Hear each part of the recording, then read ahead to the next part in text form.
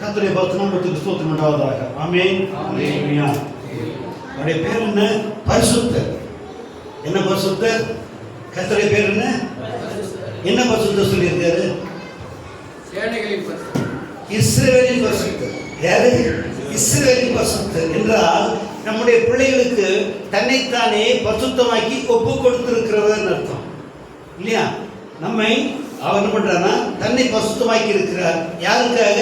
எனக்காக, உங்களுக்காக, தம்மை தெரிந்து கொண்டவர்களுக்காக, தம்மை ஏற்றுக்கொண்டவர்களுக்காக, தம்மையே சார்ந்திருக்கிறவர்களாக, தம்மையை நம்பிக்கை கொண்டிருக்கிறவர்களுக்காக தம்மை தாமே பரிசுத்தமுள்ளவராக்கி இருக்கிறார். அப்போ அவர் நம்மை ஒப்பு கொடுத்து தன்னைத்தானே நமக்காக ஒப்பு கொடுத்திருக்கிறார். அப்படி இருக்கிற அப்படின்னால்தான் இந்நாள் மட்டும் நாம எப்படி இருக்கிறோம்? சாகாமல் பிழைத்திருக்கிறோம் இல்லையா? நாம் நிர்மலமாக இருப்பது அவருடைய கிருபை. ஏன்னா நமக்கு பரிசுத்தரா இருக்கு அப்படின்னால நம்முடைய குறைகள் வரும்போதும் தாங்கிக் கொள்ளுகிறார். நமக்காக ஜீவனை கொடுத்தார். அப்படித்தானே? நமக்காக ஜீவனை கொடுத்தார், ரட்சித்தார். ரட்சித்த பின்னால பாவம் செஞ்ச அப்பவும் விட மாட்டேன்றார். பரிசு என்ன பண்றாரு? பரிந்து பேசுகிறார். நாம ரட்சிக்கப்பட்டாயிற்று, பாவத்தை விடுதலை கொடுத்துட்டாரு. ஆனால் திரும்ப தப்பு பண்றதா பண்ணலையா? நம்ம பாவம் பண்றது இல்லை. அநேகமா எனக்கு தெரிஞ்ச வரைக்கும் என்ன பண்றதில்ல, பாவம் பண்றதில்ல. அது என்ன பண்றோம்?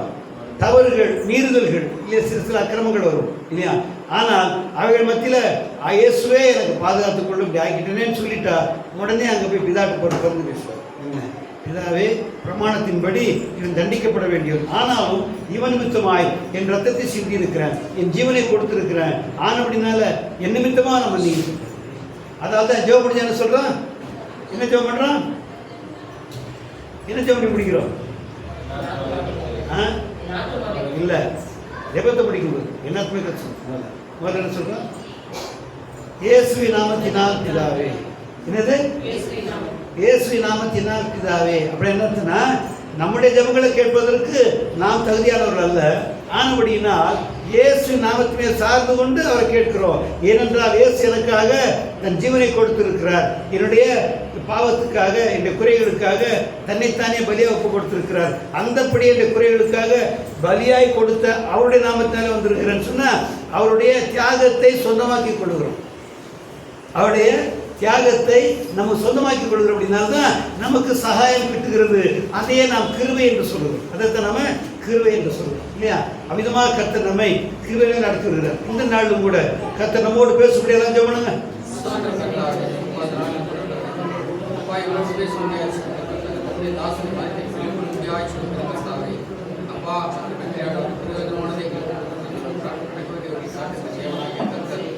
சிறுவையில் பரிசுத்தராக இருக்கிறது இதோடு கூட பேசுகிறார்கள். ஆண்டவரே, அதை கேட்கவும் ஆண்டவரே செவிகளை திறந்தவர்களுடைய சிந்தனையை சிந்தராகத்தை கேட்ட வார்த்தை கருத்தாய் கேட்டு அதை கைப்பற்றத்தக்கதான இருதயங்கள் உண்டாயிருக்கும் சொல்லி ஆட்சிக்கிறோம். இயேசு கிறிஸ்து நாமத்தை கொண்டு ஜெபிக்கிறோம். ஆமென். கர்த்தருடைய பரிசுத்த நாமத்துக்கு ஸ்தோத்திரம் உண்டாவதாக. நாம மிக கடைசி நாட்களில் வந்திருக்கோம். அதனால கர்த்தருடைய கிருபை பெருகி வருகிறது. கர்த்தருடைய கிருபை மிகுதியாய் பெருகி வருகிறது. ஆமாம், அன்னைக்கு சொல்ல மாட்ட பேசிட்டு இருக்கும்போது இப்போ உபதேசங்களை குறித்து பேசிக்கிட்டு இருந்தேன். பெரிய பெரிய சபைகளில் இந்த மாதிரிலாம் உபதேசம் பண்ண மாட்டேங்கிறாங்க. எதையோ பேசிட்டு பாட்டு பாடி டான்ஸ் ஆடிட்டு போயிடுறாங்க. எல்லாம் பார்த்தா வேதனையாக இருக்குது. ஏன்னா பாட்டு பாடுறதும் டான்ஸ் ஆடுறதும் தான் அவங்களுக்கு ஆராதனை தான் முக்கியம் இருக்குது. எப்படி? ஒர்ஷிப். பைபிளில் ஒர்ஷிப் எது தெரியுமா? பைபிளில் ஒர்ஷிப் எது? பைபிள் எது ஒர்ஷிப்? பாட்டு பாடி மைக்கு பிடிச்சி பாட்டு பாடி டான்ஸ் ஆடி அப்படியே கீபோர்டு வாசித்து அது பேர் ஒர்ஷிப்னு கர்த்தர் ஏற்றுக்கொள்ள. அதை ஒர்ஷிப்னு ஏற்றுக்கிட்டாக்கா அவர் சொல்றாரு புத்தியுள்ள ஆராதனை இல்லைன்றார். என்ன சொல்றாரு? அது ஒரு புத்தியுள்ள ஆராதனை இல்லை. பாட்டு பாடி டான்ஸ் ஆடுறாங்களே, மகிழ்ந்து கலிகூற கடவோம் அப்படின்னா அந்த கர்த்தர் புத்தியுள்ள ஆராதனை ஏற்றுக்கொள்வதில்லை. எது புத்தியுள்ள ஆராதனை? ஜீவியத்தை பலியாக ஒப்பு கொடுத்து, நம்முடைய ஜீவியத்தை, நம் சுயத்தை பலியாக ஒப்பு கொடுத்து அவருக்கு பிரியமான செய்கிறது தான் நம்ம கர்த்தருக்கு ஏற்ற ஆராதனைன்னு சொல்லி வாசிக்க பார்க்கலாம். ரோமர் 12ஆம் அதிகாரம் 1ஆம் வசனம். ரோமர் 12:1.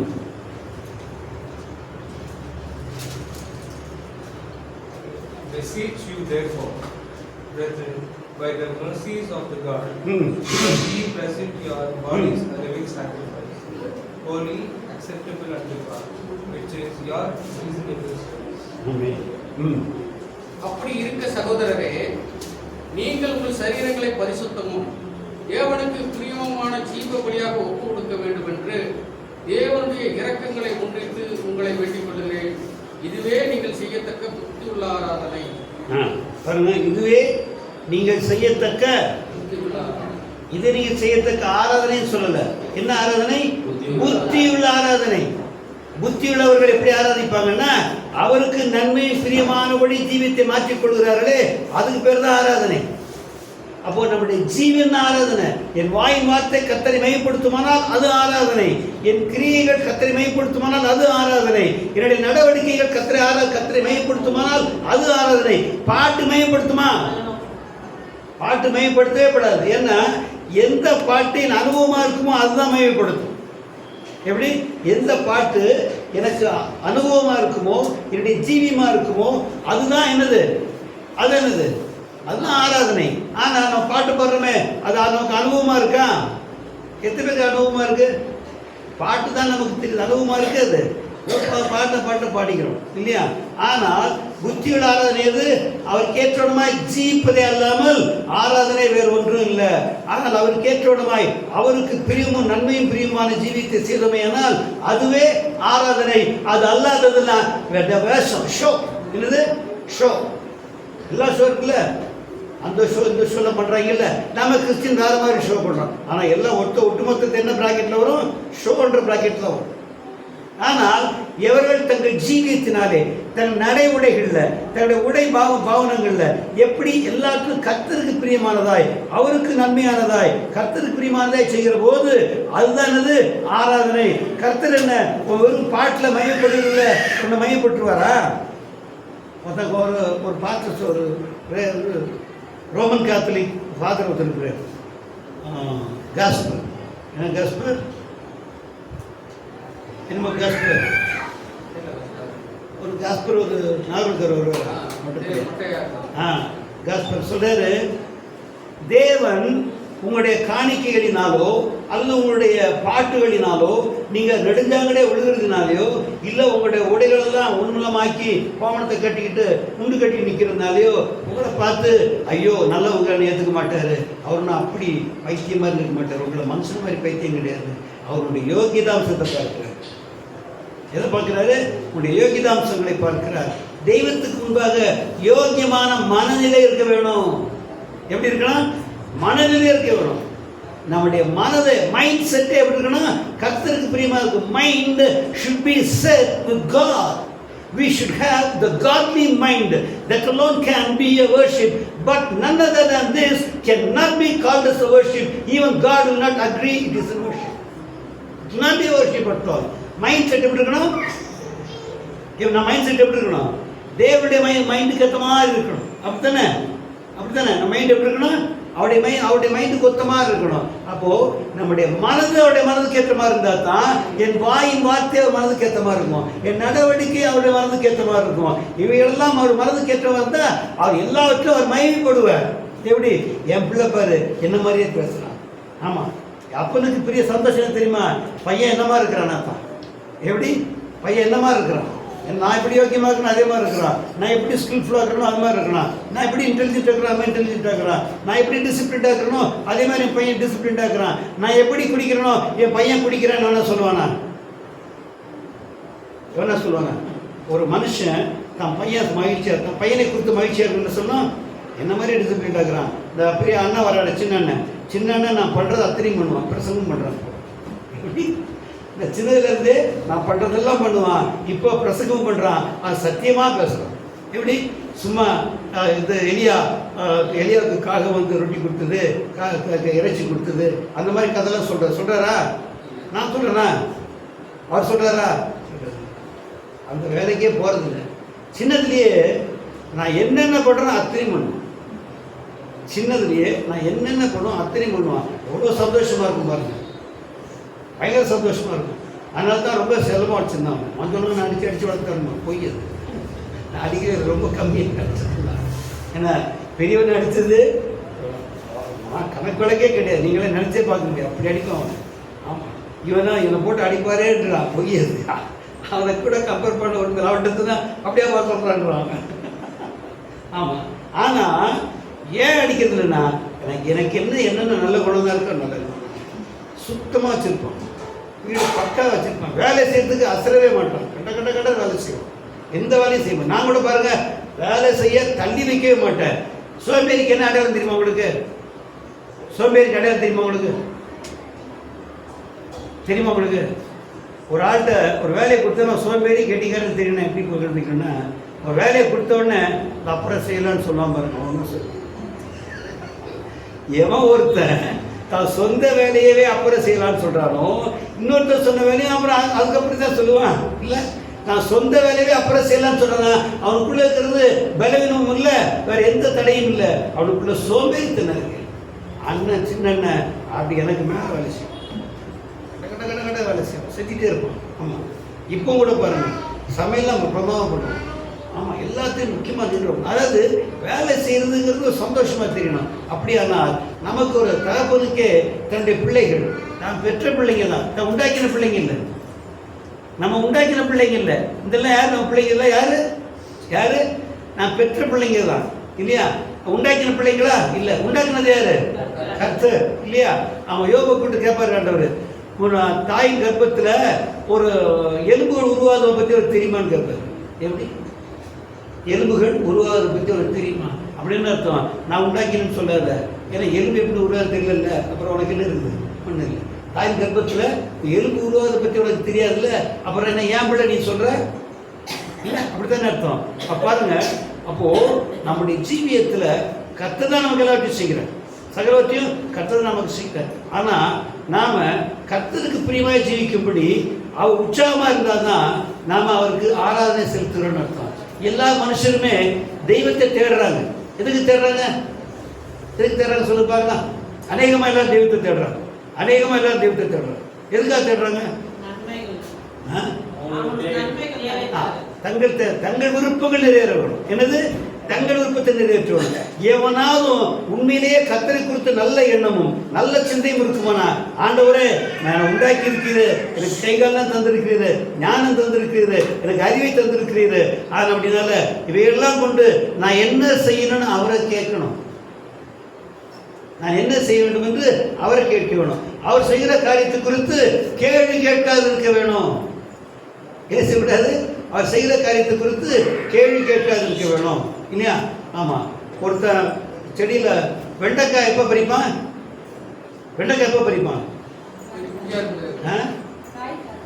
காய்ச்ச கொண்டு இருப்பாங்க. அப்படியா? சரி, வெண்டைக்காய் எப்போ பறிக்கணும்? இளசா இருக்கும்போதே படிச்சிடணும்.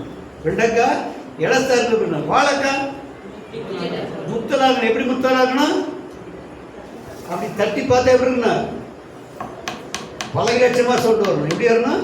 பல லட்சமாக சவுண்டு வரணும், இல்லையா? அப்போது தோட்டக்காரனுக்கு தான் எதை எப்போ பிடுங்கணும், எதை எப்போ வைக்கணும் தெரியும், இல்லையா? அப்போது சின்னதாக இருக்கிறதுங்கிறது தோட்டக்காரனுடைய காரியம், இல்லையா? அதை முத்தின கவரப்படுகிறது கர்த்தருடைய காரியம். நம்முடைய வாழ்க்கையில் சகல காரியங்களையும் கர்த்தருக்கு ஒப்புவித்திருந்தால் நம்முடைய காரியங்களை குறித்து கேள்வி கேட்கவும் மாட்டோம், கவலைப்படவும் மாட்டோம். ஏன் தேவன் அறிந்தே நடக்கிறது என்று சொல்லுவோம். என்ன சொல்லுவேன்? இது ஏன் தேவன் அறிந்திருக்க நிறைவேறுகிறது, அதிலும் நன்மையை காண்பேன் என்று சொல்லுவேன். ஏனென்றால் அவர் நல்லவர், நன்மை செய்வராகவே இருக்கிறார். அப்பொழுது அவருக்கு எதை செய்தாலும் அது நன்மையாகவே இருக்கும்பதை விசுவாசிக்கிறவன் தான் தேவனை ஏற்றுக்கொண்டிருக்கிறான் அர்த்தம். அப்படியானால் நம்முடைய ஜீவியத்தில் எப்பொழுதும் தேவ சித்தம் செய்கிறதே இல்லாமல் வேறு ஒன்று இருக்கக்கூடாது, இல்லையா? அப்படியே நம்ம என்ன செய்யணும்? நாம் சொந்த சித்தம் அற்றவர்களாக இருக்கணும். எப்படி இருக்கணும்? நாம் சொந்த சித்தம் அற்றவர்களாக இருக்கணும். வாசிங்க லூக்கா 9ஆம் அதிகாரம் 24ஆம் வசனம்.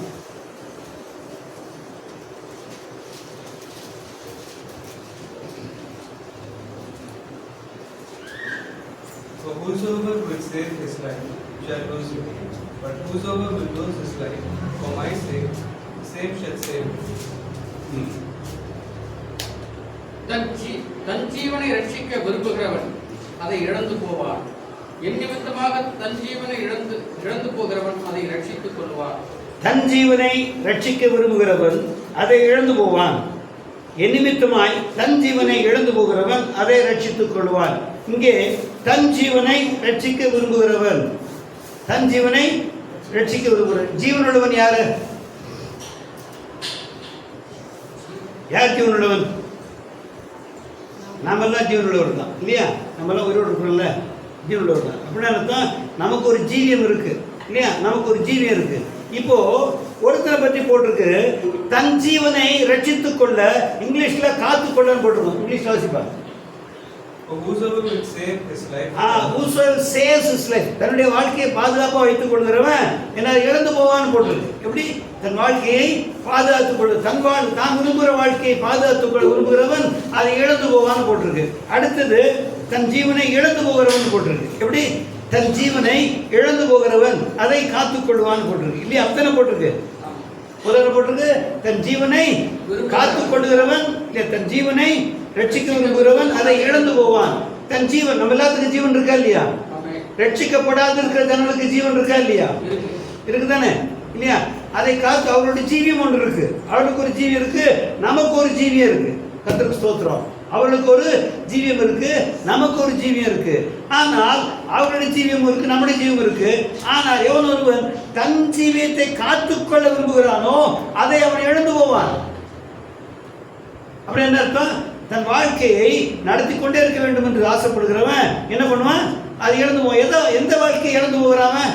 ஒரு மனுஷன் தெய்வத்தை அறியாதபடி தனக்கு விருப்பமா நிறைவேற்ற வேண்டும் என்று அந்த ஜீவியத்தை காத்துக் கொள்கிறவன் என்ன பண்ணுவான்? தனக்கு ஒரு வாழ்க்கை இருக்கு, அந்த வாழ்க்கையை பாதுகாப்பாக வச்சிருக்கணும், நல்ல ஆரோக்கியமாக இருக்கணும், நல்ல செழிப்பாக இருக்கணும், நல்ல ரிச்சா பணக்கார ஐஸ்வர்யவனாக இருக்கணும் இல்லையா? எல்லாராலும் உயர்த்தப்பட்டவனாக இருக்கணும், மேன்மைப்படுத்தப்பட்டவனாக இருக்க வேணும் என்றெல்லாம் சொல்லி அந்த வாழ்க்கையை காத்துக் கொள்கிறானே, அவன் காத்துக் கொள்கிற வாழ்க்கை எத்தனை நாட்களோடு இருக்கும்? தன் ஜீவனை காத்துக் கொள்கிறவன், தன் ஜீவியம், அவனுக்கு ஒரு ஜீவியம் இருக்கு. என்ன சொல்ற ஜீவியம்? நான் நல்லா படித்து பெரியவனாக இருக்கணும், நான் உயர்ந்த மனுஷனாக இருக்க வேண்டும், எல்லாராலும் போற்றப்படுவனாக இருக்க வேண்டும், நான் ஐஸ்வர்யம் மிக்கவனாக இருக்க வேண்டும், நான் கனப்படுத்தப்பட்டவனாக இருக்க வேண்டும், நான் எல்லாருக்கும் மேலாக இருக்க வேண்டும், எல்லாருக்கு கீழாக இருக்க வேண்டும் என்றெல்லாம் சொல்லி பிரயாசப்படுவது அவனுடைய வாழ்க்கை. அதற்காகவே ஜீவிக்க வேண்டிய ஜீவியம் இல்லையா? அவனுக்கு அந்த ஜீவியம் அது நிறைவேறிவிட்டால் இல்லையா? நிறைவேறிடுச்சு, அந்த ஜீவி நிறைவேறி போச்சு. சொல்லுங்க, என்ன ஆகும்? 100 வயசு ஆச்சு, அந்த ஜீவியம் இருக்குமா? இல்ல 70 வயசுல இருக்குமா? இல்ல 80 வயசுல இருக்குமா? எனக்கு தெரிஞ்சு நான் நல்ல பிரமாதமாக தான் வாழ்ந்தேன். 60 வயசுக்கு மேலே என் வாழ்க்கை போகிறத பார்த்துக்கிட்டே இருந்தேன். என் கண்ணுக்கு முன்னால் என் வாழ்க்கை, என்னுடைய மேன்மையெல்லாம் என்னை விட்டு எடுபட்டு போகிறத பார்த்து கொண்டே இருக்கிறேன். எனக்கு ஒரு ஜீவியம் இருக்குல்ல இல்ல? அதை நான் எதிர்பார்த்திருந்த வாழ்க்கை என்னை விட்டு காணாமல் போய்கொண்டே இருக்கிறது. நான் மேன்மையான வாழ்க்கையை விரும்பினா எல்லாம் போய்கொண்டே இருக்கிறது. ஆனா நான் அதை காத்துக்கொள்ள விரும்பவில்லை, நான் தேவனோடு இருக்கிற வாழ்க்கையை விரும்புகிறேன். அதற்கு எனக்கு நஷ்டமா தெரியல. அப்போ தன் ஜீவியத்தை காத்துக்கொள்கிறவன் பூமியிலே மேன்மையா இருக்க வேண்டும் இல்லையா? ஐஸ்வர்யமா இருக்க வேண்டும் இல்லையா? எல்லாவற்றிலும் கனப்படுத்தப்படுகிறவனா இருக்க வேண்டும் என்றெல்லாம் சொல்லி எவர்கள் தன் ஜீவியத்தை நடத்துகிறார்களோ அதை அந்த ஜீவியத்தை காத்துக்கொள்கிறார்களோ அவர்கள் எவ்விதமானாலும் சரி தங்கள் உயிர் போகும்போது அந்த ஜீவியமும் அவரோடு நின்று போகிறோம். அப்படித்தானே?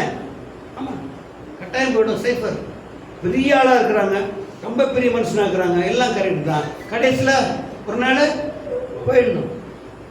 எந்த ஜீவியத்தை பூமிக்கு அடுத்த காரியங்களை கொண்டு அதை ஆதாயப்படுத்திக்கணும். என் குடும்பத்தை ஆதாயப்படுத்தணும், குடும்ப வாழ்க்கை பெருசாக இருக்கணும், என் பிள்ளைங்களாம் ராஜா மாதிரி வந்துடணும், என் பிள்ளைங்களாம் பர்சனாலிட்டியாக இருக்கணும், என் பிள்ளைங்க உடம்புல மட்டும் பர்சனாலிட்டி இல்லை, அவங்க ஸ்டேட்டஸ்லையும் பர்சனாலிட்டியாக இருக்கணும் என்றெல்லாம் சொல்லி ஆசைப்பட்டு பிரயாசப்பட்டோம். நடக்குமா? நடக்கும். அதை காப்பாற்றிக் கொள்ள முடியுமா? கையை விட்டு போகணும் இல்லையா? அதுதான் சொன்னாரு, தன் ஜீவனை காத்துக் கொள்கிறவன் தன் ஜீவியத்தை, தான் விரும்புகிற விதமான ஜீவியத்தை காத்துக் கொள்கிறவன் அதை இழந்து போவான். பைபிள் வார்த்தைக்கு அர்த்தம் பார்க்கறது தான் பெரிய விஷயம். அதுக்கு யார் சொல்லி தருவா? ஆவியானவர். நம்மகிட்ட சரியான ஆவி இருந்தா சரியான தேடுதல் இருக்கும், நம்ம சரியான ஆவி இருந்தா சரியான ஜீவியம் இருக்கும். ஆனா அப்படினால தன் ஜீவனை காத்துக் கொள்கிறவன் விளையாடப்பட்டதை காத்துக் கொள்கிறான். என்ன பண்ணுகிறான்? இங்க மகனப்பட்டு யாரை பத்தி போட்டிருக்குது? தன் ஜீவனை காத்துக் கொள்கிறவன் இழந்து போவான். தன் ஜீவனை ரட்சிக்க விரும்புகிறவன் அதை காத்துக் கொள்கிறவன் அதை இழந்து போவான். அப்படித்தானே போட்டிருக்கு? ஆமா இல்லையா? அடுத்ததுல போட்டிருக்கு, என் நிமித்தமாய் தன் ஜீவனை இழந்து போகிறவன் அதை ரட்சித்துக் கொள்வான். அதை ரட்சித்துக் கொள்வான். இப்ப வாசிங்க, தன் ஜீவனை ரட்சிக்க விரும்புகிறவன் அதை இழந்து போவான். 25 வாசிங்க. மனுஷன் உலகம் முழுவதையும் ஆதாயப்படுத்திக் கொண்டாலும் தன்னைத்தான் கெடுத்து நஷ்டப்படுத்தினால் அவனுக்கு என்ன லாபம்? என்ன அவனுக்கு லாபம் என்ன? புரிஞ்சுதா? தன் ஜீவனை காத்துக் கொண்டவன் எதை காத்துக் கொண்டான்? உலகம் முழுவதையும் ஆதாயப்படுத்திக் கொள்ளலாம் என்று சொல்லி எல்லாத்தையும் பெற்றுக்கொண்டாலும் கூட உலகத்தில் என்னெல்லாம் இருக்கு? முதல்ல உலகத்தில் என்னெல்லாம் இருக்கு சொல்லுங்க. ஃபர்ஸ்ட்ல இருந்து வாங்க. நான் என்னது உலகத்தில் என்ன இருக்கு? நான் ஆரோக்கியமா இருக்கணும், நான் அழகா இருக்கணும், நான் ஞானமா இருக்கணும், நான் கனப்படுத்தப்பட்டவனா இருக்கணும், நான் எல்லாராலும் மதிக்கப்படுவனா இருக்க வேணும், ஐஸ்வர்யம் உள்ள இருக்கணும், நான் நல்லா இருக்கணும். அடுத்தது என் மனைவி இல்லைன்னா என் கணவன் இல்லையா? முதல்ல தன்னை குறித்தது, அடுத்தது தன் மனைவியை குறித்தது, அடுத்தது தன் கணவனை குறித்தது, அப்புறம் தன் பிள்ளைகளை குறித்தது, அதுக்கப்புறம் தன் இடத்தாரை குறித்தது, அதுக்கப்புறம் தன் ஜாதியை குறித்தது, தன் ஊரை குறித்தது. இப்படிலாம் இருக்கும். இப்படி எல்லாவற்றையும் ஆதாயப்படுத்தி கொண்டாலும் கூட இவர் எல்லாத்தையும் இழந்து போவார். வசனம் பாருங்க, மேல சொன்னாரு தன் ஜீவனை ரட்சித்துக் கொள்ள விரும்புகிறவன் அதை இழந்து போவான்னு சொல்லிட்டு அடுத்த வார்த்தை சொன்னார், உலகம் முழுவதையும் ஆதாயப்படுத்தி கொண்டாலும் உலகத்தை முழுவதும் ஆதாயப்படுத்திக் கொள்ளும்படி தன் ஜீவியத்தை நடத்தி கொண்டிருக்கிறவன் நிச்சயமாக இழந்து போவான், நிச்சயமாய் இழந்து போவான். அதான் போட்டு அடுத்த வருஷம் பார்த்தீங்களா, தன் உலகத்தை தன் ஜீவியத்தை காத்துக்கொள்ள விரும்புகிறவன் ரட்சிக்க விரும்புகிறவன் என்ன போவான்? அதை இழந்து போவான் போட்டிருக்கு. அது எந்த ஜீவியம்? உலகத்தை ஆதாயப்படுத்திக் கொள்ள வேண்டும் என்று சொல்லி எவரெல்லாம் பிரயாசப்படுகிறாரோ அவர்கள் நிச்சயமாக இழந்து போவார்கள். இது கொண்டு பெரிய ப்ரூஃப்லாம் வேண்டாம், எல்லாம் செத்து போறாங்க இல்ல இல்லையா? நான் எனக்கு தெரிஞ்ச வரைக்கும் ஹைலி பவர்ஃபுல் பிரைம் மினிஸ்டர் யாருனாக்கா இந்திரா காந்தி தான். எனக்கு தெரிஞ்ச வரைக்கும் இந்தியாவில் வந்த பிரைம் மினிஸ்டர்ஸ் மட்டும் இல்லை, உலகத்திலே ஹைலி பவர்ஃபுல். ஆளை பார்த்தாலே ஒரு கனப்படுத்துகிற, நம்ம வந்தாலே பயப்படுவாங்க தெரியும், எல்லாருக்கும் எல்லாம் எழுந்திருப்பான். ஆமாம், உலக இதில் கூட பார்த்தீங்கன்னா அந்த அம்மா உள்ள என்ட்ரி பண்ணுவோம் பார்த்தீங்கன்னா அந்த அம்மா வர்ற வேகமே பார்த்தீங்கன்னா சும்மா ஜம்முன்னு வரும் இல்லையா? நடத்தான ஆளே ரொம்ப அழகாக இருப்பாங்க, ஹைட்டு சும்மா இப்படி வந்தாங்கன்னா இருக்கிற அத்தனை டிப்ளமேட்ஸ் என்ன சொல்லுவாங்க, அம்பாசிடர்ஸ் எல்லாம் அப்படியே நிற்பாங்க. அவ்வளோ ரெவரன்ஸ். ஆமாம், இந்தியாவிலையா அவங்க அம்மா மாதிரி பண்ண ஒருத்தம் கூட கிடையாது. அடுத்து ரஜினிகாந்த் தான் பண்ண அப்படி. ஏன்னா அந்த ஆள் வந்ததுக்கப்புறம் தான் கம்ப்யூட்டர் உலகத்துக்கு கொண்டு வந்தாங்க இந்தியாவுக்குள்ளே. ஏன்னா கம்ப்யூட்டர் வரக்கூடாதுன்னு கம்யூனிஸ்ட் பயங்கர ஃபோர்ஸ் பண்ணிட்டே இருந்தாங்க. வந்த வேலையெல்லாம் போய்டும், வேலை வாய்ப்புலாம் போய்டும், அப்படி இப்படி சொல்லிட்டு இருந்தாங்க. ராஜீவ்காந்தி பரவாயில்ல கொண்டு வான்னு சொல்லி கம்பேர் பண்ணி கொண்டு வந்தோம். இன்னைக்கு இந்தியாவே கம்ப்யூட்டரில் தான் காசு சம்பாதிக்குது சரிங்களா? உலக பணம் எங்கேருந்து வருது? நம்ம கம்ப்யூட்டர் தொழிலேருந்து தான் வருது இல்லையா? அப்போ அவங்க 2 பேர் பண்ணாங்க. அதில் இந்திரா காந்தி அவ்வளோ பவர்ஃபுல்லாக இருந்தாங்க.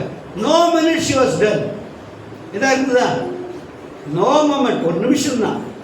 நம்ம கேட்டான், என்னடா பண்ணுறேன்னு கேட்டான்.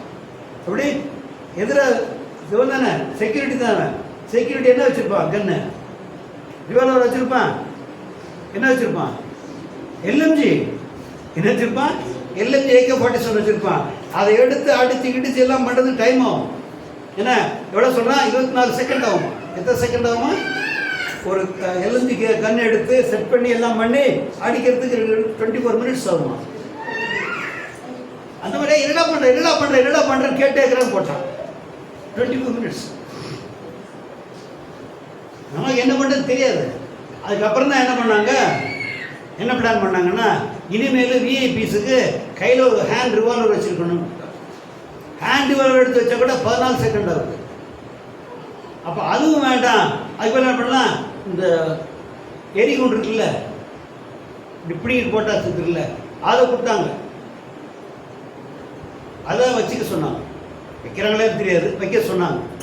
ஏன்னா இப்படி சடனாக யாருன்னா பண்ணாங்கன்னா அப்படியே எடுத்து அப்படியே போட்டு எல்லாம் பண்ணால் கூட இந்திரா காந்தியை காப்பாற்ற முடிஞ்சிச்சா? அந்த அம்மா செத்து தான் போயிட்டாங்க.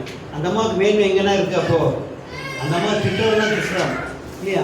ஆனால் என்ன ஆனாலும் சரி வாழ்க்கையில் உலகத்தை ஆதாயப்படுத்திக் கொள்ள எதை பிரயாசப்பட்டாலும் அது அவனை விட்டு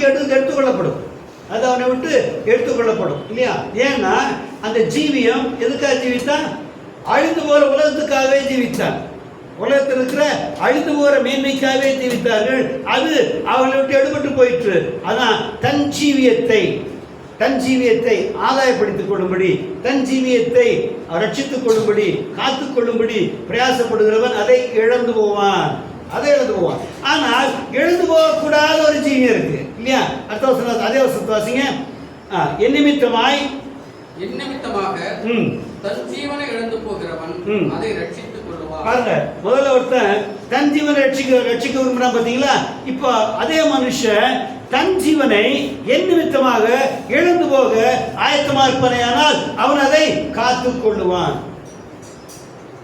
ஆமா, நிச்சயமா நீங்களாம் சாதாரண ஆளா இருக்கிறீங்க, ரொம்ப சாதாரண ஆளா இருக்கிறீங்க, நானும் சாதாரண ஆளா இருக்கிறேன். ஆனால் அவர் நிமித்தமாகவே ஜீவித்தை மாற்றிக்கொண்டோமானால், அவர் நிமித்தமாகவே என் சுய விருப்பத்திற்கும் சுய சுபாவங்களுக்கும் மறித்தவனாக அவருடைய ஜீவித்தை சொந்தமாக்கி கொள்ளும்படி, அந்த சுபாவத்துக்காக ஜீவித்து அந்த சுபாவத்தை சொந்தமாக்கி கொள்ளும்படி நான் கிரியை செய்வனா இருந்தேனே, ஆனால் எனக்கு உண்டான கனமும் மகிமையும் அதிகமாக இருக்கும். இங்கேயே எங்க? இந்த பூமியிலேயே இருக்கும். ஆமா, பூமியிலே இருக்கும். ஒன்றும் உங்களுக்கு யாருனே தெரிய வேண்டாம், ரோட்ல பார்த்தாலே. ஆமா, நீங்க ரட்சிக்கப்பட்டு கர்த்தருக்குள்ள இருக்கிற மனுஷனா இருந்தா நீ எங்க போனாலும் உங்களை பார்த்து யாருன்னு தெரியாமலே மார்னிங் சார் அப்படின்றவா நீங்க பார்த்துருக்கணும், பார்த்தா உங்களுக்கு தெரியும். ஆமா, சும்மா போனாலே குட் மார்னிங் சொல்றது. ஆமா சொல்லுவாங்க. நான் எத்தனை ஆஃபீஸ் போயிருக்கிறேன். அன்னைக்கு காலில் இருந்து அப்பெல்லாம் 3 மணிக்கு ஜோம் பண்ணுவேன். 3 மணி கரெக்டாக 12 படுப்பேன். ஏன் 12 o'clock மேலே ஒரு 5 நிமிஷம் கற்றுட்டு சொல்லிவிட்டு ஃபஸ்ட் டே ஆரம்பிக்கணும் அப்படின்னு. அப்புறம் 3 மணிக்கு ஜோம் பண்ண ஆரம்பிச்சிடுவேன். அப்புறம் 5:30 மணிக்கு ஜோம் முடிச்சுட்டு குளிச்சு ரெடியாகி வேலைக்கு போயிடுவேன். அன்றைக்கி பார்த்தா என்ன, அந்த ட்ரெயினில் ஏறும்போது, அந்த ட்ரெயினில் ஏறின கோச்சில் ஏறினா உள்ளே இருக்கிறவெல்லாம் நம்மளையே பார்ப்பான். எங்கே உட்காருன்னா அதை அப்படியே பார்ப்போம், எல்லோரும் பார்ப்போம். ஏன் எனக்கே தெரியாது, ஏன் இப்படியே பார்க்குறானுங்க அப்படின்னு நினச்சா அப்படிதான் தெரியுது. யாரோ ஒரு எங்கள் சபை விசுவாசி ஒரு பொண்ணு அங்கே இருந்தா, அந்த ஸ்டேஷனில் சொல்கிறா, அங்கிள் நீங்கள் படியில் ஸ்டேஷனில் இறங்கி வர்றது பார்த்தா ஸ்டேஷனுக்கு எல்லாம் உங்களையே பார்ப்பாங்க. எப்படி என்ன பெரிய அழகுன்னு என்ன அப்படிலாம் சொல்லிட்டு அங்கே நிறைய 5% சூப்பராக பண்ணுங்க. ஆனால் நான் 6:50க்கு 52க்கு இறங்கணும் கரெக்டாக அந்த டைம் தான், டைம் மாறவே மாறாது. அப்படி இறங்கி வரதை பார்த்தா எல்லாரும் உங்களே பார்க்குறாங்க அங்கிள் அப்படின்னு. ஏன் அப்படியே என்ன பார்க்குறாங்கன்னா, ஐயோ இன்னும் அங்கிள் ப்ரைட்டாக வருவீங்க. எப்படி வருவீங்க? ப்ரைட்டாக வருவீங்க. ஏன் தெரியுமா? எல்லாரும் கர்த்தரோடு பேசிக்கிட்டு அவரோட இருக்கிறோம். அவரோட இருக்கிறதுக்கே மகிமை இருக்குமானால், அவருக்காகவே ஜீவித்தால், அவரை போலவே ஜீவித்தால் இன்னும் எத்தனை அதிகமாக இருக்கு மகிமை. அப்போ உலகத்துல பணமும் பொருளும் பெற்றிருந்து மகிமையா இருக்கிற மனுஷன் ஒன்றுமில்லாமலே மகிமையா இருக்கும். எப்படி? ஒன்றுமில்லாமலே, பணம் பொருள் ஒன்றுமில்லாமலே எல்லாராலும் கனப்படுத்தப்படுகிற மகிமைப்படுத்தப்படுகிற மனுஷனா இருப்பான் இல்லையா? ஆனா இதோட கூட இல்ல, கர்த்தரால் மகிமைப்படுத்தப்படுவான். கடைசியில் என்னாகும்? இந்த வாழ்க்கையை முடித்த பின்னால எங்க மயப்படுத்தப்படுவோம்? கர்த்தாலே மயப்படுத்தப்படுவோம். நம்ம வாழ்க்கையை கேவலமா அற்பத்தனமா பேஸ் சொல்லுவோம் இங்கிலீஷ்ல. என்னது? Base interest. பேஸ் தானே அடிமட்டமானது இல்லையா? பேஸ் தானே இங்கிலீஷ்ல பேஸ் தானே சொல்லுவீங்க. ஆமா தானே. சிவில் என்ன சொல்றீங்க? பேஸ் தானே சொல்றீங்க நீங்க எலக்ட்ரிக்கல்ல. ஆமா, சிவில் வந்து பேஸ் என்னது? அஸ்திபாரம் இல்லையா? மட்டம், கீழ் மட்டம் இல்லையா? அப்போ நம்முடைய தேடுதல்லாம் ரொம்ப பேஸா இருக்கு, கீழே அற்பமா இருக்கு. புருஷனுக்கு மனைவி மேலதான் கணக்கு, மனைவிக்கு புருஷன் மேலதான் கணக்கு. என்னடா ஆதாயப்படுத்திக் கொண்டு என்ன பண்ண போறோம் சொல்லுங்க? ஆனா எதை ஆதாயப்படுத்திக்கணும்? அவர் நிமித்தமாய் என் ஜீவியத்தை நான் வேண்டாம் என்று எடுத்து விட வேணும்.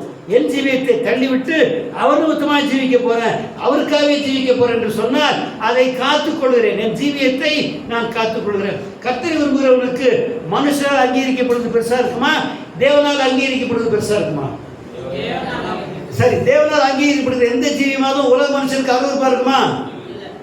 ஒரு மனுஷன் பொய்யே பேச மாட்டான், அவன் பொய்யே பேச மாட்டான், லூஸ் அப்படி சொல்லுவாங்க. யாருன்னா எப்படி சொல்லுவாங்க? எப்படி சொல்லுவாங்க? எப்படி சொல்லுவாங்க? சொல்லுவாங்க. எப்படி சொல்லுவாங்க? எப்படியே பேசுவாங்க. எப்படி சொல்லுவாங்க? கனம் வந்துச்சா? ஒன்றும் இல்லை, பொய் பேசாமல் இருக்கிறதுக்கே எவ்வளோ பெரிய கனம் வந்தது பாருங்க. ஆமாம், எங்கள் ஆஃபீஸில் 2 பேர் தான் லோன் போட மாட்டோம், பிஎஃப் லோனில். எங்கள் ஊரில் எங்கள் ஆஃபீஸில் 6 மாதத்தோட பிஎஃப் லோன் போட்டே இருப்பாங்க. எங்கள் ஆளுங்க விவரமான ஆளுங்க, 6 மாதத்துக்கு தடவை பிஎஃப் லோன் போட்டு எடுத்துகிட்டே இருப்பாங்க. 2 பேர் தான் லோனே எடுக்க மாட்டோம். யார்? நான் ஒருத்தன், அடுத்து யார்? ககாவான்னு ஒரு ஏடி இருக்குது. 2 பேர் தான். இந்த 2 பேரும் லோனே எடுக்க மாட்டோம். என்டையர் அக்கௌண்டன்ஸ் டிபார்ட்மெண்ட்டில் சொல்லுவாங்க, அந்த ககாவும் ஜேம்ஸும் லோன் எடுக்க மாட்டாங்க. அதுக்கு ஒரு நண்பர் என்ன சொன்னார், என்னம்மா நீ லோனே போடுறது இல்லையா? போடுறது இல்லை. போடுவோம். ஏன்னா நம்ம அக்கௌண்ட் ஸ்ட்ரீட்டாக தான் பார்த்துக்கணும். எப்படி நம்ம லோன் போட்டால் தான் அவங்க எல்லாம் போட்டு ரெக்கார்ட் பண்ணிட்டு கொடுப்பாங்க. அப்போ அக்கௌண்ட் கரெக்டாக இருக்கும், அப்பப்போ கரெக்டாகும். நீ லோனே போடாமல் இருந்தால் உனக்கே தெரியாமல் போயிடும். அடப்பாடா இதுக்காக பார்ப்பாங்க இல்லை. பாருங்க, நாம எந்த கனத்தை விரும்புகிறோமோ, எந்த மேன்மையை விரும்புகிறோமோ, அதை கர்த்தரே இயேசு நிமித்தமாக உலகத்துக்காக ஜீவிக்காதபடி அவர் நிமித்தமாக ஜீவிக்க ஆரம்பித்தோமானால் சொந்த ஜீவியத்தை இழந்து போகிறோம். நம்முடைய ஜீவித்தை இழந்து போகிறோம். அந்த சொந்த ஜீவித்தை என்ன கிடைக்குது? உலகத்தை ஆதாயப்படுத்திக் கொள்ளும். அப்படிதான் போட்டிருக்கு. 25 திருப்பி வாசிங்க. மனுஷன் உலகம் முழுவதையும் ஆதாயப்படுத்திக் கொண்டாலும் போதும். எப்படி? உலகம் முழுவதையும் ஆதாயப்படுத்திக் கொண்டாலும் மனுஷன் எல்லாருக்கும் எல்லாம் தன் ஜீவியத்தை எதுக்காக வைத்திருக்கிறான்? உலகத்தை ஆதாயப்படுத்திக் கொள்ள வேண்டும் என்று. எடுத்து உலகத்தை ஆதாயப்படுத்திக் கொள்கிறான் இல்லை, தன்னை ஆதாயப்படுத்திக் கொள்கிறான். தனக்கு ஆதாயம் உண்டாக்கி கொள்கிறான், தன் மனைவிக்கு ஆதாயம் உண்டாக்கி கொள்கிறான், இல்லை தன் கணவனுக்கு ஆதாயம் உண்டாக்கி கொள்கிறான். அது அவனை ஆதாயப்படுத்திக் கொள்ள விரும்புகிறான், இல்லை அவளை ஆதாயப்படுத்திக் கொள்ள விரும்புகிறான், தன் பிள்ளைகளை ஆதாயப்படுத்திக் கொள்ள விரும்புகிறான், பணத்தை பொருளை ஆதாயப்படுத்திக் கொள்ள விரும்புகிறான். இப்படிலாம் இருக்கிறத விட்டு அவர் நிமித்தமாக தன் ஜீவியத்தை, உலகத்துக்காக ஜீவிக்கிற ஜீவியத்தை, உலகத்தை ஆதாயப்படுத்திக் கொள்ள வேண்டும் என்ற ஜீவியத்தை விட்டுவிட்டால் என்ன பண்ணுவான்? அதை ரட்சித்துக் கொள்வான். அதை ரட்சித்துக் கொள்வான். அப்போ நம்முடைய ஜீவியத்தில் எதுக்காக ஜீவிக்கிற நோக்கம் இருக்கணும். தேவனை அறியாதவர்கள் ஜீவிக்கிறாங்க, அவளுக்கு ஒரு ஜீவியம் இருக்கு, எனக்கு ஒரு ஜீவியம் இருக்கு. ஆனால் நாம் தேவனை அறிந்திருக்கிறவன் நித்திய ஜீவனை அறிந்திருக்கிறேன். நம்முடைய ஜீவன் அவனுக்கு என்ன தெரியும்? வீடு வாசல் காசு காரு பணம் பங்களா தான் இருக்கணும். அப்புறம் என்ன இருக்கணும்? என் உயிர் என்கிட்ட ஓட்டிக்கிட்டே இருக்கணும். இருக்குமா? உயிர் ஓட்டிக்கிட்டே இருக்குமா? எவ்வளோ நாள் ஓட்டிகிட்டு இருக்கு? அது மேலே ஒட்டியிருந்தா தண்டம் இல்லையா? அது மேலே ஒட்டிகிட்டு இருந்தால் கூட தண்டம் இல்லையா? 80 வயசுக்கு மேலே ஒரு உயிர் ஒட்டிட்டு இருந்தா இல்லாட்டி என்ன சொல்லுங்கள? ஒரு 90 வயசில் ஒரு ஆளுக்கு உடம்பு ஓட்டியிருந்தானே. எங்கள் வீட்டில் ஓனர் வீட்டுக்கு அம்மாவும் பாட்டியாக இருக்கிறாங்க. 98 வயசா? எவ்வளோ? 98 வயசா? போன வாரம் முந்தின வாரம் விருந்து வச்சுருந்தாங்க. அப்போ எல்லாரையும் கூப்பிட்டுருந்தாங்க. எல்லோரும் உட்காந்து சாப்பிட்டோம். அப்போ கடைசியாக அந்த பாட்டியை கூப்பிட்டு வந்தாங்க விருந்துக்கு. இதுக்கு அந்த பாட்டியை விருந்துக்கு கூப்பிட்டு வந்தாங்க. அந்தந்த லிஃப்டில் இறங்கி என்ன இப்படி கையில் பிடிச்சி, எப்படி அந்த பக்கம் இந்த பக்கம் 2 பேர் கையை பிடிச்சி, தோலை 2 பேர் பிடிச்சி அப்படியே இறக்கி வந்து சாப்பிட உட்கார வைக்கிறாங்க. அந்த அம்மா இப்படி கூப்பிட்டு வரணுமா? அந்த அம்மா என்ன சாப்பிட போகிறாங்க இல்லையா? என்ன சாப்பிட போகிறாங்க? ஒன்றும் இல்லை. இப்போ 98 வயசில் அந்த ஆதாயம் லைஃப்பில் ஆதாயம் இருக்கா? அது வாழ்வார், அப்படி வாழ்வார். ஆனால் உலகத்தை ஆதாயப்படுத்தி கொண்டால் அதை எடுத்துக்கொண்டு ஆரோக்கியமாக இருந்தால் வச்சுங்களேன். ஆரோக்கியமாக இருந்தால் 65 வயசில் ஒருத்தன் போயிட்டான், ஆரோக்கியமாக போயிட்டான். அவனுக்கு ஆதாயம் என்ன? சம்பாதித்தது சொந்தமாகுமா? இல்லை. ஆனால் கிறிஸ்தேசுக்காக தன் ஜீவியத்தை விட்டுவிட்டு அவர் நிமித்தமாக ஜீவித்தால் என் ஆத்மாவானது தேவனோடையே இருக்கும். என் ஆத்மாவானது தேவனோடையே இருக்கும். இந்த தேவனோடே இருக்கிற அந்த ஆத்மா மரித்தாலும் கூட தேவனோடையே திரும்ப இருக்கும். ஆனால் உலகத்தை ஆதாயப்படுத்திக் கொண்டவன் வாழ்க்கையில் என்ன முடிஞ்சிடும்? அவன் சம்பாதித்ததெல்லாம் வேஸ்டாகி போடும், நஷ்டமாக போடும் இல்லையா? தன் ஜீவியத்தை ஆதாயப்படுத்திக் கொள்ளும்படி பிரயாசப்பட்டவனுக்கு அது ஆதாயம் நஷ்டப்பட்டு போகும். ஆனால் அதுக்கப்புறம் என்ன இருக்கும்? நரகத்தில் போய் இருக்கணும். நரகத்தில் இருக்கணும். தேவனோடு ஜீவிக்காம உலகத்தில் மனைவி, கணவன், பிள்ளைகள், பெற்றோர், அண்ணன், தம்பி, ஐஸ்வர்யம், ஆஸ்தி, அந்தஸ்து இதெல்லாம் சம்பாதிச்சா விட்டு போயிட்டான். சரி, விட்டு போயாச்சு, விறங்க போகிறது. முடிஞ்ச பிறகு அந்த ஆத்மா அழியாது, தெரியல. சரீரம் அழிஞ்சு போகும், சரீரம் அழிஞ்சு போகும், ஆத்மா அழியுமா? அழியாது. அப்ப ஆத்மாவுக்கு ஜீவன் எங்க இருக்கு? ஆத்மா ஜீவன் எங்க இருக்கு? ஆமா, சரீரமானது ஆத்மாவோடு இருந்தால் சரீரத்துக்கு ஜீவன் இருக்கு. இல்லை, நான் சொல்லுறது உங்களுக்கு, இந்த சரீரமானது ஆத்மாவோடு இருந்தால், உள்ள இருக்கிற ஆத்மாவோடு சேர்ந்து இருந்தால் இந்த ஆத்மா சொல்லலாம் செய்யத்தக்கதாக, ஆத்மாவோடு பேசத்தக்கதாக உணர்வு இருக்கு இல்லையா? இங்க தொட்ட ஆத்மாவுக்கு தெரியுது, இங்க கிள்ளுனா ஆத்மாவுக்கு தெரியுது இல்லையா? வாயில போட்டா ஆத்மாவுக்கு தெரியுது இல்லையா? நாக்கில் இனிப்பு போட்டாக்க ஆத்மாவுக்கு தெரியுது. அப்போ இந்த சரீரத்துக்கும் ஆத்மாவுக்கும் ஐக்கியம் இருக்கு, இருக்கா இல்லையா? இல்லையா? ஆனா இந்த ஆத்மா இந்த சரீரத்தோட எடுத்து எடுபட்டு போனா ஆத்மாவுக்கு மரணமா சரீரத்துக்கு மரணமா? யாருக்கு மரணம்? முடிஞ்சு போச்சா? ஆனா ஆத்மா தேவனோடு இருக்கும்படி சிருஷ்டிக்கப்பட்டது. ஆனால் கடைசி ஒரு நாளிலே கர்த்தர் பார்ப்பார், நீ என்னோடு சேரத்தக்க தகுதி இல்லாதவனாக இருக்கிறாய், உன் பாவத்தின் நிமித்தம் என்னை விட்டு நீங்கி இருப்பாய் என்று சொன்னால் மரணம் யாருக்கு ஏற்படுகிறது? ஆத்மாவுக்கு. அப்ப எந்த ஜீவியத்தை பாதுகாத்துக் கொள்ள வேணும்? ஆத்மா ஜீவிக்கிறதுக்கு தான் கவலையா இருக்கணும். வாழ்க்கையில எல்லாமே பொய், அத்தனையும் மாய் காணப்படுது, கண்கள் காணப்படுது அனைத்தும் பொய்யே, வேற ஒண்ணுமே கிடையாது. வாசிங்க 1 கொரிந்தியர்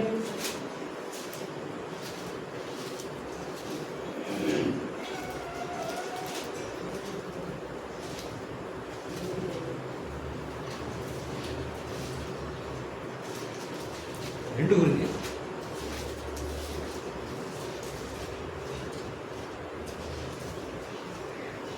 4 அதிகாரம் 18 வசனம். For we look not at the things which are seen, but at the things which are not seen. For the things which are seen are temporal, but the things which are not seen are eternal. ஏனெனில் காணப்படுகிறவைகள் அநித்தியமானவைகள், காணப்படாதவைகளோ நித்தியமானவைகள். அல்லேலூயா. எப்படியா? நல்ல வாசிங்க. ஏனெனில் காணப்படுகிறவைகள் அநித்தியமானவைகள், காணப்படாதவைகளோ நித்தியமானவைகள்.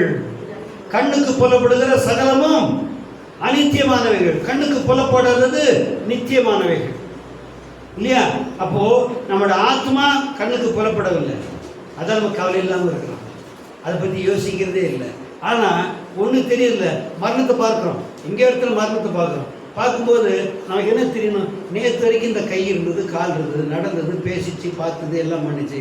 இப்பயே இல்லை, ஆத்மா வெளியே போச்சு. இது யோசிக்கிறதே இல்லை, யோசிக்கிறது இல்லை. பார்க்குறோம், அவங்க செத்துட்டாங்க. ஆனால் எழுதும் என்ன எழுதுறாங்க? கருப்பு அட்டை அனுப்புவாங்கல்ல, கருப்பு பெயிண்டில் அனுப்புவாங்க. என்ன அனுப்புகிறாங்க? அன்னாரது பிரிவார், அன்னாரது பிரிவினார், அப்படித்தான் போட்டுருக்கு. என்ன எங்கே பிரிஞ்சார் அவரு? பாடி தான் கிடக்குது. ஆத்மா அது சிந்திக்கிறதே இல்லை. ஆனால் அந்த ஆத்மா பிரிஞ்ச உடனே மிகவும் மிகவும் மிகவும் விலையேறப்பட்டதாக தெரிந்த சரீரம் அற்பமானதாக மாற்றப்படுகிறது. மிகவும் விலையேறப்பட்ட சரீரம் ஒன்றுமெல்லாம் போகிறது. அடுத்து என்ன பண்ணுறான்? ஒன்று கண்ணுக்கு புறப்படாமல் எரிச்சு போடுறான், இல்லைன்னா பண்ணுக்குள்ள முதச்சு வச்சுட்டான். ஆனால் இந்த சரீரத்தினால செய்கிற கிரியை தான் என்ன கிடைக்கும்? காணப்படுகிறவர்களை பின்பற்றி போகும். கண்ணனால் காணப்படுகிறவர்களை சிந்திக்கிற என்ன பண்ணுவான்? அமாயானவற்றை தேடி திரிகிறான். அதுதான் தன் ஜீவியம். தன் ஜீவியத்தை இந்த ஜீவியத்தை காத்துக் கொள்கிறவன் என்ன பண்ணுவான்? இழந்து போவான். ஆமா, தன் ஜீவியம் பணத்தை பற்றி இருந்தது, இழந்து போயாச்சு. இப்போ கர்த்தரோடு இருக்கும் அந்த ஆத்மா. ஆனால் தன் ஜீவியத்தை நஷ்டப்படுத்தி அதை வேண்டாம் என்று சொல்லி அவன் நிமித்தமாய் ஜீவிக்கிறேன், அவன் நிமித்தமாய் பொய் சொல்லாமல் ஜீவிக்கிறேன், அவன் நிமித்தமாய் பண ஆசை இல்லாமல் ஜீவிக்கிறேன், அவன் நிமித்தமாய் நிறுத்தது ஆகார பெருந்திண்டிக்காரனா இருக்கவில்லை, கிடைக்கிறது போது சந்தோஷமா இருக்கிற என்று சொல்லி ஜீவிக்கிறவன் பாருங்க. அவன் என்ன பண்றான்? அவன் அதை ஆதாயப்படுத்திக் கொள்கிறான், அந்த தன் ஜீவனை ஆதாயப்படுத்திக் கொள்கிறான், அதை காத்துக் கொள்கிறான். அப்போ தன் ஜீவியத்தை நஷ்டப்படுத்தாதபடி அவராலே ஒரு நித்திய ஜீவனை பெற்றுக் கொள்ள முடியும். அது முக்கியமா இல்லையா? நீங்க நினைக்கிறீங்க தெரியாது. கர்த்தர் சொல்ல கொடுத்த வார்த்தை, ஒரே வார்த்தை பேசுகிறேன். ஏன்னா தன் ஜீவியம் என்பது என்ன பார்த்துக் கொள்ளணும். தன் ஜீவியம் வந்து உலகத்தை பற்றி இருந்தால் அந்த ஜீவியத்தை நஷ்டப்படுத்தி கொடுக்கிறார். ஏனென்றால் ஆத்மா கணக்கு ஒப்புவிக்கும் போது கர்த்தரத்தை ஒப்புவிக்கும் என்ன சொல்லும்? உங்க உத்தமா இருந்தா சொல்லுமா? இல்லை. என்ன பண்ணுவாங்க? இடத்த காலி பண்ணி போட்டு வேற எங்கேயோ போக முடியும். 2 இடம் தான் போக முடியும். ஒன்று கத்திடத்துல போக முடியும், இன்னொன்று வேற எங்கேயோ போகணும் இல்லையா? அது சொல்றதுல முடியும், கத்திடத்தை போகணும் இல்லையா? அப்போ நான் ஜீவிக்கிற போது தன் ஜீவியமாகிய உலகத்தை ஆதாயப்படுத்திக் கொள்ளும்படி மாம்சத்தை மேன்மைப்படுத்திக் கொள்ளும், மாம்சத்தை மேன்மை பாராட்டும்படிக்கு ஜீவித்துமையானால் அவரிடத்து நமக்கு பங்கு இல்லை. இடத்துல தேவனிடத்து நமக்கு பங்கு இல்லை. ஆனால் அவர் நிமித்தமாக இந்த ஜீவி எனக்கு வேணாம், இது எனக்கு தூரமாக இருப்பதாக, இதைகள் எனக்கு தூரமாக இருப்பதாக, என் தேவனுக்கு பிரியமாக ஜீவிப்பது என்னுடைய காரியமாக இருக்கிறது என்று சொல்லி உலகத்தின் ஜீவியத்தை மாற்றி தேவனுக்கு ஏற்ற ஜீவமாக மாற்றிக் கொள்ளும் போது நமக்கு என்ன உண்டாகும்? எத்தனை ஒப்பு கொடுப்பீங்க? எத்தனை இந்த தெளிவு இருக்குது? எல்லாம் கொஞ்சம் பண்ணுங்க.